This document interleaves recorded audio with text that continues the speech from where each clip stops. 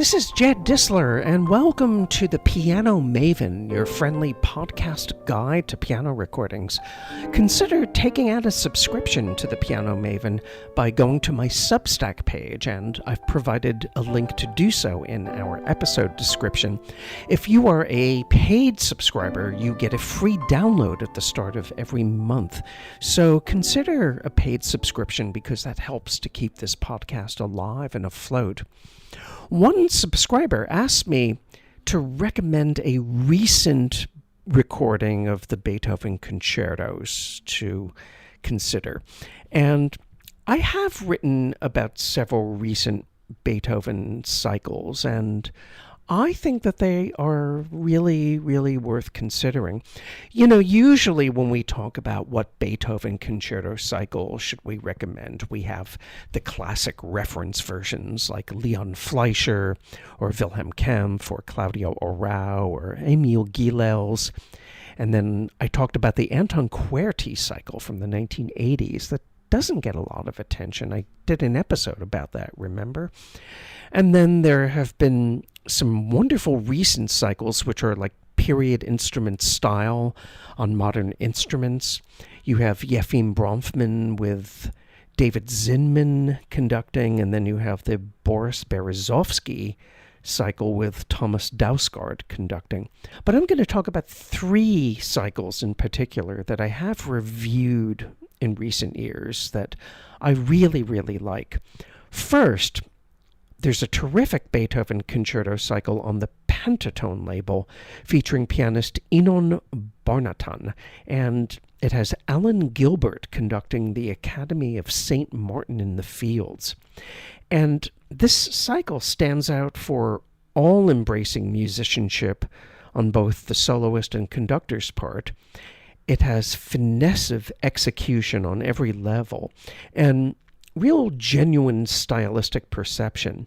And there's a bracing precision and refinement that Alan Gilbert conveys in terms of ensemble attacks and releases.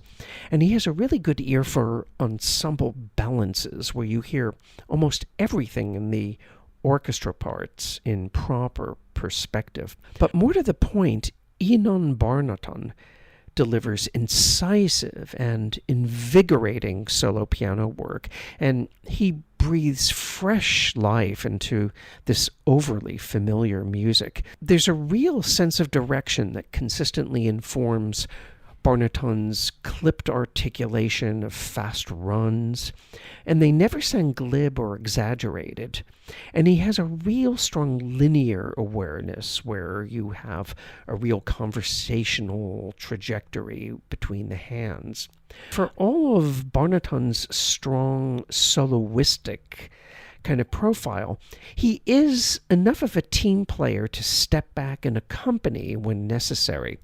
I also want to say that the buoyant and very chamber-like interplay that we hear in the five piano concertos, if anything, sounds more vibrant in a really terrific recording of the triple concerto that's included in the set. And there's also an excellent choral fantasy where the music's disparate and rather discontinuous elements at times really coalesce in perfect perspective. Now, there are brisker and brasher performances out there in choral fantasy land, but this one is really, really good.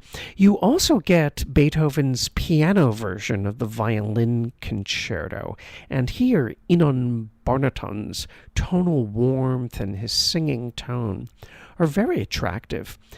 But if you want a leaner and edgier interpretation, I think that the Berezovsky-Dausgaard recording may do the trick. But altogether, the Barnatan-Gilbert cycle will not steer you wrong, and I highly recommend it. Also, well worth hearing on the reference recordings label is the Beethoven Concerto cycle that Garrick Ohlsson and Donald Runnicles recorded over 5 consecutive days in July 2022. And if that seems like having to work under pressure, well, all I have to tell you is that these performances are as unpressured and as genial and as poised as they come. You have the Grand Teton Music Festival Orchestra, which is basically a pickup aggregation, but Runnicles really gets world-class results from them by way of clear-cut balances between orchestral strands and real unanimity of ensemble attacks and releases. And Garrick Ohlsson's fingers are operating at full capacity. Runs and trills are as accurate and as assured and as directional as ever. Themes are thoughtfully characterized and articulated with a lot of variety.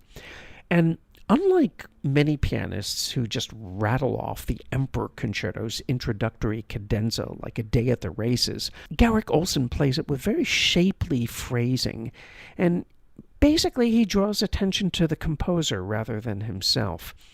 I'm especially taken with Ohlsson's vocally informed legato and his rapt sustaining power in all of the concerto's slow movements.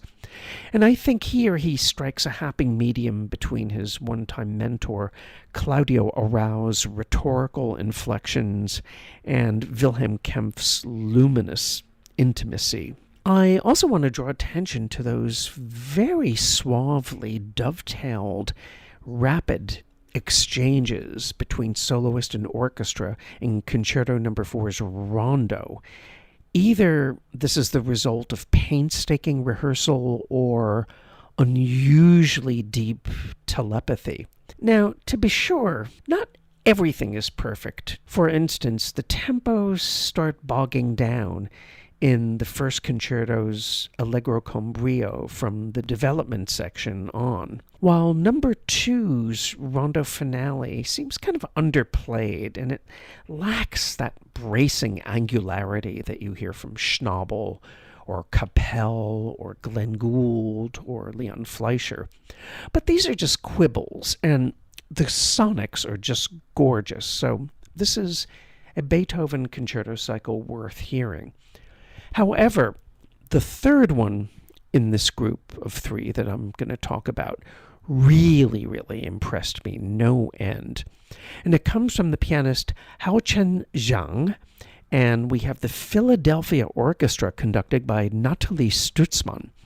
It was released on the Bis label, and these are performances that compel you to listen to familiar music with fresh ears again. And the performances do so without resorting to any kind of interpretive gimmicks or weird conceptual theories or exaggerated tempos or all that kind of stuff.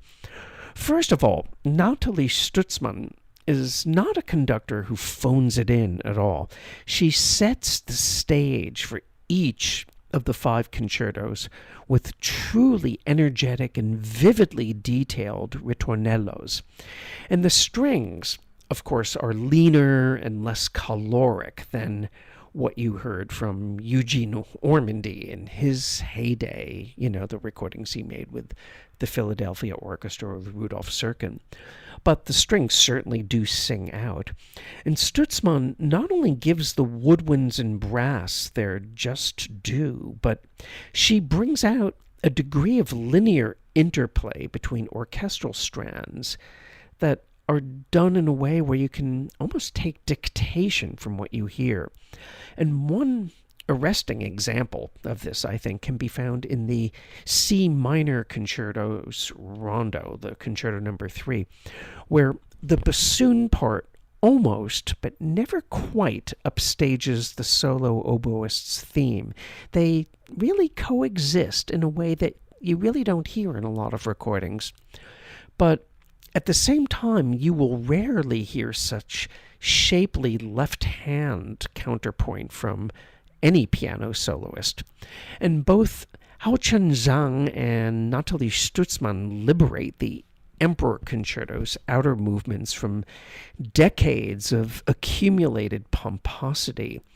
And they must have had a lot of fun tossing those first movement development sections upward and downward scales back and forth. This passage just sounds really impetuous and playful. It's not just playing the notes here. And the first concerto's rondo has a real rabble-rousing quality to it. I kind of call this interpretation serious fun. You certainly get a sense of the opera buffa implications of this music. And the second concerto's hard-driving vigor and its really touching moments of lyrical respite evoke memories of that Glenn Gould, Leonard Bernstein recording I mentioned before, but with the advent of state-of-the-art engineering. Those looking for an expansive and inward fourth concerto in the manner of Claudio Arrau or Emil Gilels may find our present protagonists a bit aggressive. But in the slow movement, I'm really struck by the contrast between the strings' stern militancy and the pianist's rather plaintive restraint. It's a fascinating contrast. What I think makes these performances special is that they honor the score, but they also imbue the score with a lot of individuality and a genuine point of view for each work. And that is no easy task. So among these three cycles, all of which I really recommend you hearing, I slightly lean toward Haochen Zhang and Nathalie Stutzmann with the Philadelphia Orchestra on the BIS label. You will not regret picking this up. This is Jed Disler, and you've been listening to The Piano Maven, your friendly podcast guide to piano recordings. And I look forward to being with you for our next episode.